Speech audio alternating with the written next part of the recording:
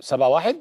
يعني الهدف ده دلوقتي على الصور دي قدامكم على الهواء مباشرة من المباراة. 7-1 لصالح النادي الأهلي. ده تريزيجيه اللي جاب الهدف السابع. هو يتعد أو ممكن يتعاد يا هاني؟ مش هيتعاد. إذا النتيجة 7-1 زي ما انتم شايفين. أوسو كونان اهو موجود رقم 30، وده تريزيجيه بيحرز الهدف الثاني ليه خلال هذه المباراة. يعني واضح ان هي تجربة خفيفة للنادي الأهلي. يعني واضح ان هو فريق مش قوي، فريق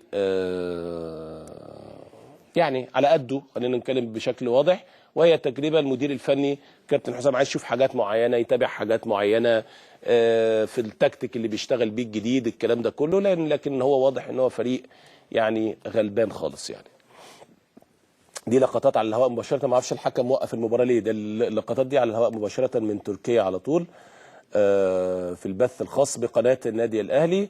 ده الاستئناف بعد الهدف السابع. 7-1 لصالح النادي الاهلي. واتفرجوا على المباراه ان شاء الله الساعه 11:30 على شاشه قناه النادي الاهلي.